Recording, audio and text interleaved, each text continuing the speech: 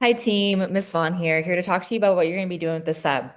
Okay, you have two things that you're going to be doing today. First thing that you're going to do is that you're going to have this handout that says lines of inquiry and Frankenstein. You and your group are going to go through each of the lines of inquiry and you're going to jot down 4 to 5 other words that you would associate with this line of inquiry.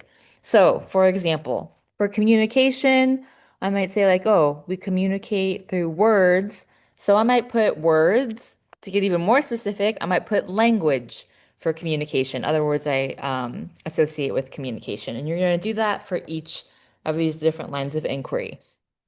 Then your group is going to choose one line of inquiry out of these seven, and then you're going to explain how do you feel like that line of inquiry is really showing up in the book so far. Okay, so this is like a little review of Frankenstein. Then, when you and your group are done, you're going to turn this into the tray. Okay, the second thing that you're going to do is that you're going to read an essay by Gia Tolentino called The Land of the Large Adult Sun. There's some questions on Canvas that I would like you to consider in the subplans assignment. And I want you to think like, okay, what does one think of when they think of a large adult son? And if your first instinct is a man-child, then that is correct. So Gia Tolentino in this essay, to give you a brief overview, she talks about this brief moment of internet culture where the large adult son became a meme and people started referring to other men famously as large adult sons. And so she's trying to go through to explain first the background of the meme. So you need to read to figure out the background.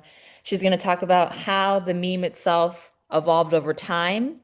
And then lastly, she's going to talk about what this idea of the large adult son, its impact on us as a culture. Okay, so that's going to be the second part of class. If we're thinking ahead to Wednesday, on Wednesday at the beginning of the period, I'm going to be checking off your Frankenstein notes. So the next section is pages 51 to 92. So be sure to be writing down different plot points so far. And then you're going to have class time on Wednesday also to finish reading this and also update your non-literary text slideshow. And if you finish both of those things, then you can start reading your next chunk of notes that are going to be due um, for finishing the graphic novel for Frankenstein. Okay, email me if you have any questions. I've put instructions on Canvas for you if you need everything that I've said here verbally kind of outlined for you is what you're expected to do.